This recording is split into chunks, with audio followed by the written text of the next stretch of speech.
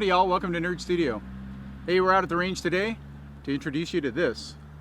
This is the M1911A1 chambered in 9mm, the TAC 2 model from Rock Island Armory. You know, I've been wanting a 1911 chambered in 9mm for a bunch of reasons, and as I looked at them I went, well, it's kind of on the back burner. It's on the list, but on the back burner because a nice 1911 can set you back, you know, $1,000 or more. You know, a little less if you cut a few features, but, you know, it was on the radar. And I was talking to Rick at Rock City Guns and mentioned, you know, at some point I want to pick up a 9mm 1911, and he said, well, hey, I got this Rock Island Armory gun. And I'd heard of Rock Island. I'd seen their 1911s when I bought my Kimber. I'd looked at the Rock Island as a kind of a way to get into a 1911 on the cheap side, and heard good things, but, you know, decided to go ahead and spend the money. And I was kind of on the fence. I looked at the gun and went, well, you know, it's kind of interesting, and it felt good in my hand. It's full size, it's full weight. And then Glenn looked at me and he said, you know, I got one of those and it shoots really nice.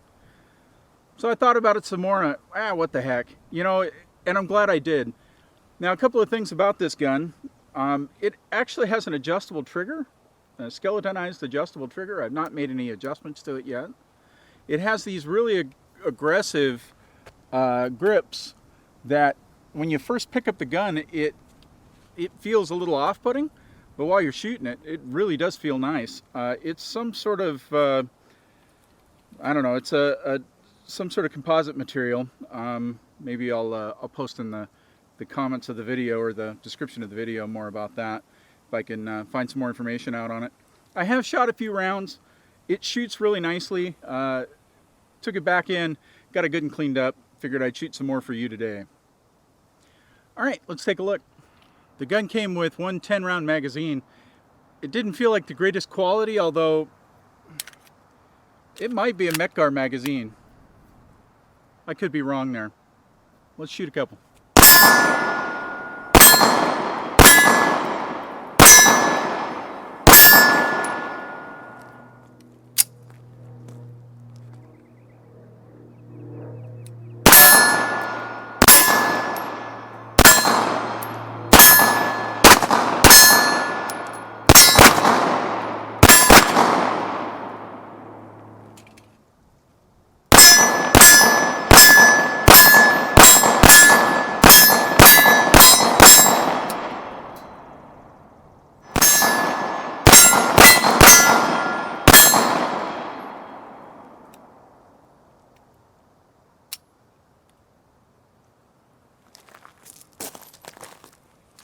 So I think you can see I'm having some trouble with the last round hold open, and I think it's the magazine. I really don't think it's the gun.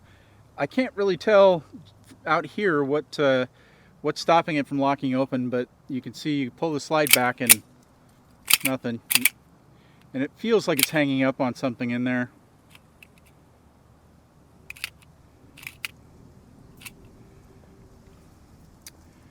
But you manually lock it open, and then the magazine doesn't want to drop free, and now watch. So if anybody knows what that is, go ahead and you know, send a comment in. I'd love to know it. I'll do some playing around upstairs, see if I can figure out what it is. 1911 internals is not really my thing, so this is kind of a learning experience. I've never had a 1911 do anything like that. But once you slap it back in there, everything seems to be fine.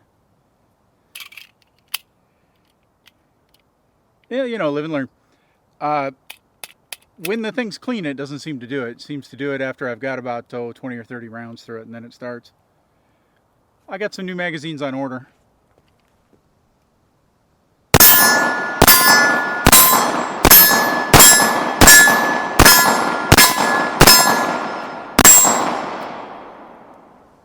So why a 1911 in 9mm?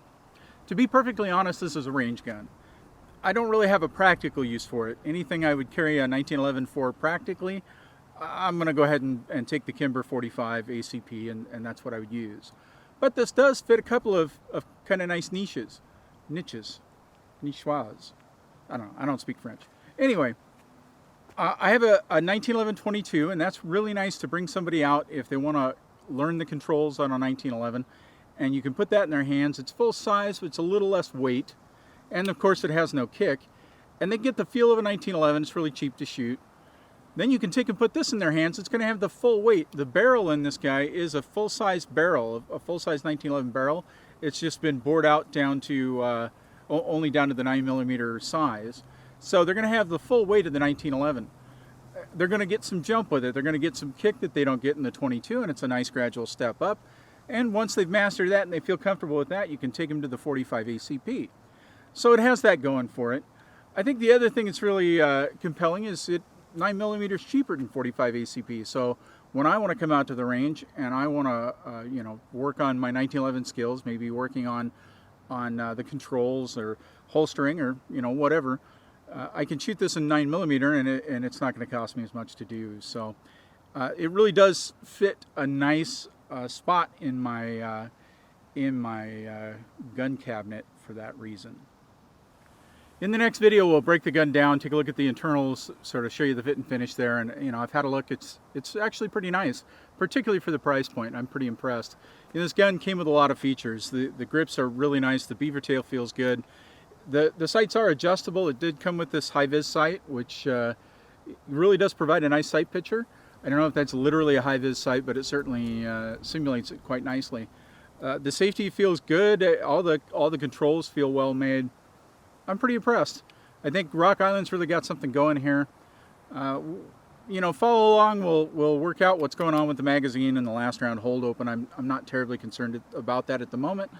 I'm assuming that's just a malfunctioning magazine. We'll try a different mag in there and see what it does.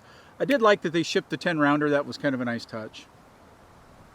There you go, folks. The 1911 M1911A1. You know, new models.